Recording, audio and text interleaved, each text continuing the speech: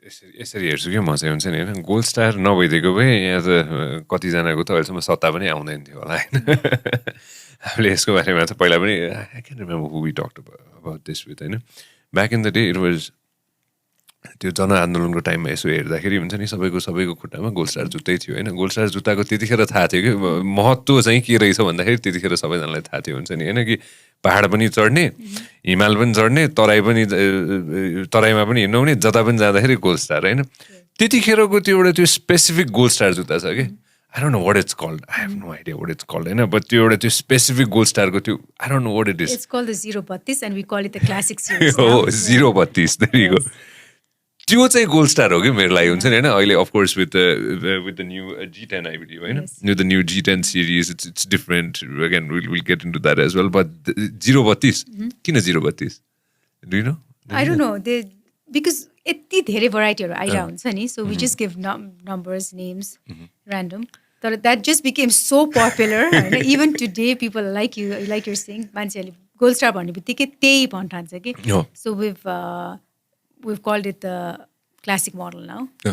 होइन मैले यसो गरेर अहिले आएर यसो गरेर हेर्दाखेरि पनि हुन्छ नि होइन गोल्ड स्टारको सोरुममै जाँदाखेरि पनि त्यो हुन्छ कि त्यो 032 अब मलाई पनि थाहा भयो नि त्यो 032 चाहिँ डिफ्रेन्ट कलर्समा छ कि अहिले चाहिँ अहिले चाहिँ ग्रे वाइट पिङ्क हुन्छ नि होइन अरू कलर्समा पनि छ हुन्छ नि अनि अहिले अगाडि हेर्दा यो गोल्ड स्टार मेरो लागि हुन्छ नि त्यो there things that you will never forget in your life and that specific 032 is something for me forever हुन्छ नि when we look at back in the day when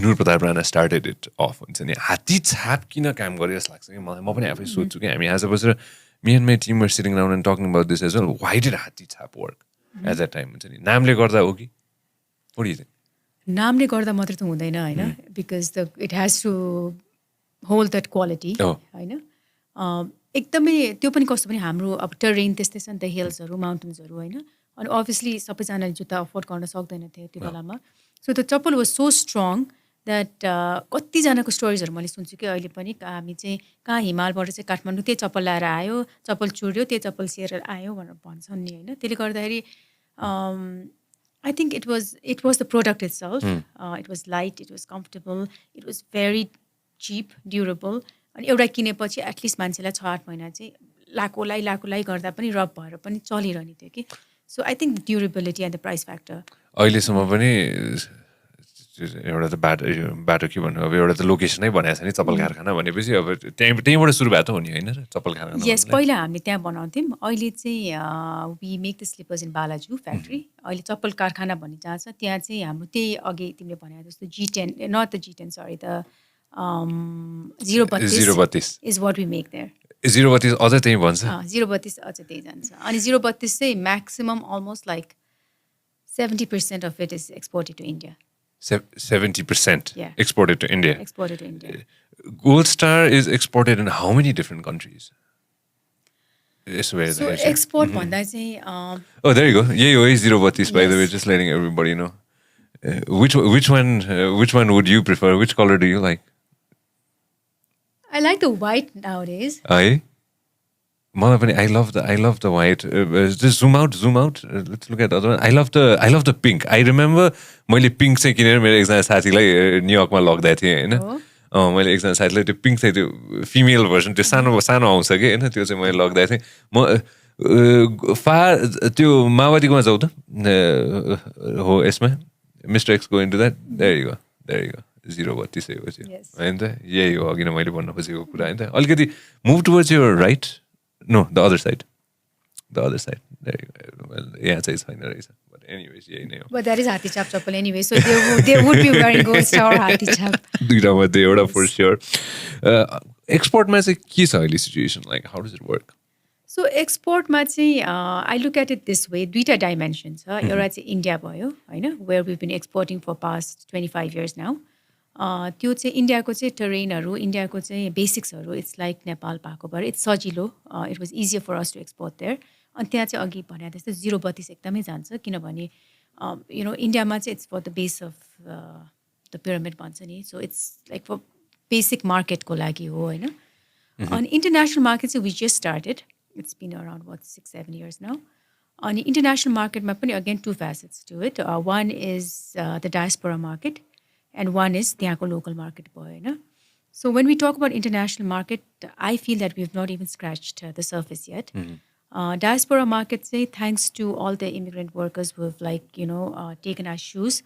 अनि उहाँहरूले चाहिँ मिडल इस्टमा अनि बहरेनमा हुन्छ नि मलेसियामा सबै त्यहाँ ल्याइदिनु भयो. Everybody like कस्तो इन्ट्रेस्टिङ छ भने all the people who go out, the workers हैन, they do carry 2 pairs of Goldstar. एउटा लगाएर जाने र एउटा चाहिँ लिएर जाने चाहिँ हुन्छ रे के.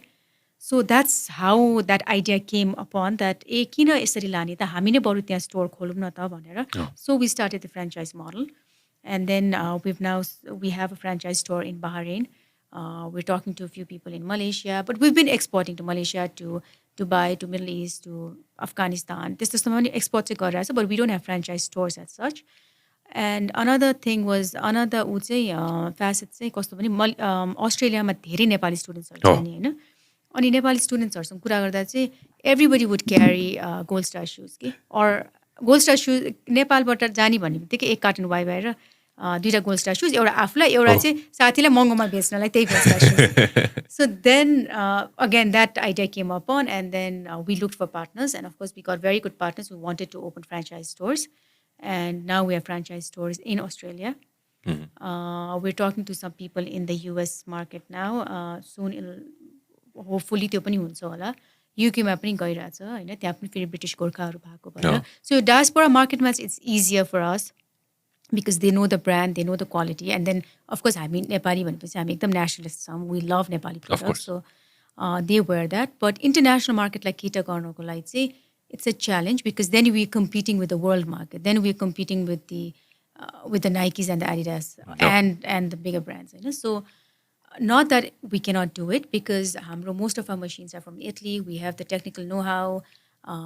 We have the expertise. We have experience of past 45 years. So we can make like the top-notch shoes also, you know?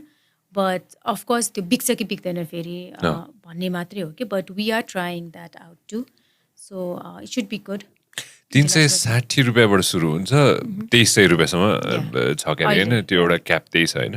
It starts from 360 and goes till 2300. पहिला भन्थे नि मान्छेले के नेपालमा सियो पनि बन्दैन भनेर भन्छ नि हैन. अहिले आएर किन हामीले एक्जाम्पल दियौ नि, गोल्डस्टार छँदैछ, वाइवाईको पनि एक्जाम्पल दियौ हैन. Nobody ever imagined that we would be able to produce for our own market and then export things के भन्छ नि. अहिले आएर what's the population of India now? 1.3 billion? You got 1.3 billion in one side, I think 1.3.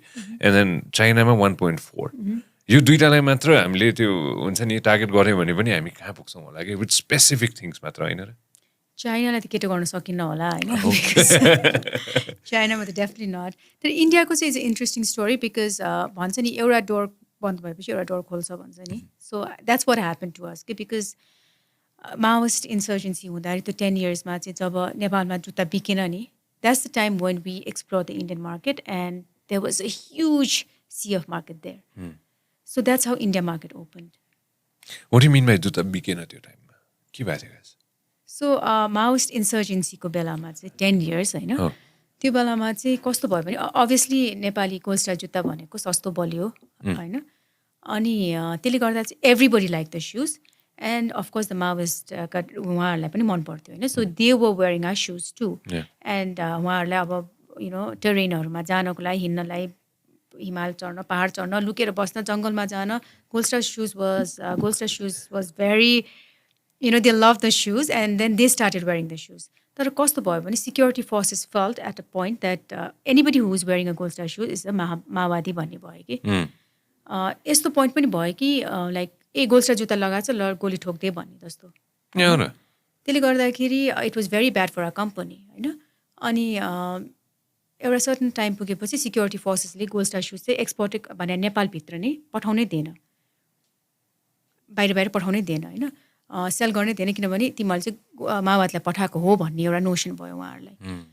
अनि I remember my husband then like it was very very difficult time for them, you know, to go and convince the security forces, the army, the police, the armed police saying, you know, यो चाहिँ नेपाली जुत्ता हो, हामी एउटा local बिजनेसम्यानहरूले खोलेको हो, this got nothing to do with the माओवादीको लाई बना हैन, अथवा माओवादीको पैसा हैन, के पनि हैन, हामीले बनाओ भन्ने.